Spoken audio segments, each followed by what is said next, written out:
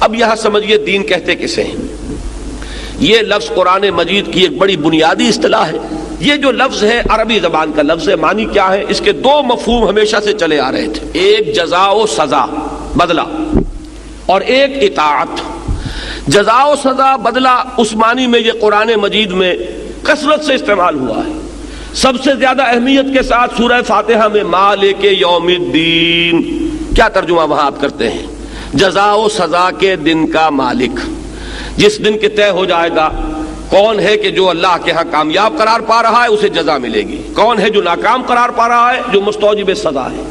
تو جزا و سزا کا کے دن کا مالک یعنی مختار مطلق وہ ہے، اسی کے ہاتھ میں اختیار ہے، کوئی اور اس سے بالا تر اختیار رکھنے والا نہیں ہوگا۔ لمن الملک اليوم للہ الواحد القہار، یہ ہے اس کا ایک مفہوم کہ جس میں جزا اور سزا اور بدلہ یہ ایک اہم جز کی حیثیت سے شامل ہے۔ دوسرا کیا ہے؟ اطاعت۔ حضور نے فرمایا، بڑی پیاری حدیث ہے، کاش کہ یہ آپ لوگ یاد کر کے اٹھیں، الکیس من دان نفسہ وعمل لما بعد الموت۔ اصل میں ہوشیار آدمی، سمجھدار آدمی وہ ہے جو اپنے نفس کو اپنا مطیع بنا لے، اس کے اوپر غالب آ جائے۔ تو یہاں پر اطاعت کا مفہوم جو ہے اور قانون کا مفہوم کہ اسی کے مطابق اس سے عمل کروائے، یہ ہے در حقیقت اطاعت دین کا دوسرا مفہوم۔ ان دونوں کو جمع کیجئے، اس سے ایک تصور قرآن مجید ابھار کر لاتا ہے۔ ظاہر بات ہے کہ دنیا میں جو بھی نظام ہوگا اس میں کوئی مطاع مطلق ہوگا جس کی اطاعت لازم ہوگی، اس کا قانون اگر اس کی مطابق عمل کیا جائے گا جزا ملے گی، خطابات ملیں گے، آپ کو طرح طرح سے نوازا جائے گا، اور اگر اس قانون کی خلاف ورزی کی جائے گی سزا ملے گی، جیل میں ٹھوسا جائے گا یا آپ کو سولی پر چڑھا دیا جائے گا وغیرہ وغیرہ۔ یہ پورا تصور جو ہے ان کو جمع کر لیجئے تو اب دین ہے نظام اطاعت۔ جس ہستی کو مطاع مطلق مانا جائے گا وہی در حقیقت اسی کی طرف اس دین کی نسبت ہوگی۔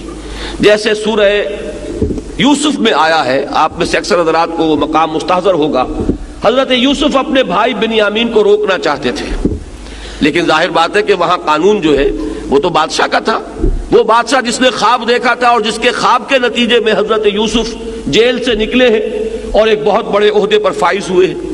اب حضرت یوسف روکنا چاہتے ہیں، لیکن جو مصر میں نظام اس وقت ہے، اس بادشاہ کا ملوکیت کا نظام، اس میں جو قانون ہے ما کان لیأخذ اخاہ فی دین الملک، حضرت یوسف کے لیے یہ ممکن نہیں تھا کہ حضرت بنیامین اپنے بھائی کو وہ روک سکتے، پکڑ سکتے دین الملک میں۔ یہ دین الملک کی اصطلاح کو ذہن نشین کر لیجئے۔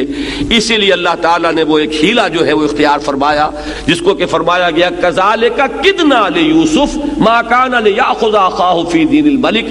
اس طرح ہم نے یوسف کے لیے ایک شکل پیدا کر دی، ورنہ اس کے لیے یہ ممکن نہیں تھا کہ وہ اس قانون ملکی، قانون ملکی، بادشاہ کے قانون کے تحت جو اس وقت نافذ تھا وہ اپنے بھائی کو روک سکتے۔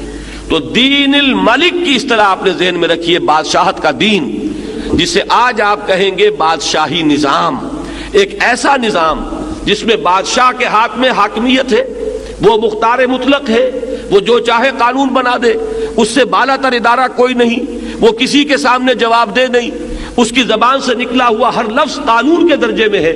یہ نظام کیا ہوگا؟ دین الملک۔ اسی پر قیاس کیجئے آج کا نظام کیا ہے؟ یہ دین جمہور ہے، کہ یہاں حاکمیت جمہور کی ہے، ان سے بالا تر کوئی نہیں، ان سے اوپر کوئی نہیں، ان کا فیصلہ آخری ہے، ان کے نمائندے جو طے کر دیں گے وہ لازماً کتاب قانون کا جز بن جائے گا۔ یہ دین الجمہور ہے، اور اس سے بالا تر سب سے اعلیٰ نظام وہ دین اللہ ہے۔ دین اللہ کیا ہے؟ اللہ ہے مطاع حقیقی، اللہ ہے مالک حقیقی، اللہ ہے حاکم حقیقی، اللہ کے لیے حاکمیت ہے، سروری زیبا فقط اس ذات بے ہمتا کو ہے، حکمراں ہے ایک وہی باقی بتانے آزری، سارا نظام اس کے تابع آ جائے گا، یہ دین اللہ ہو جائے گا۔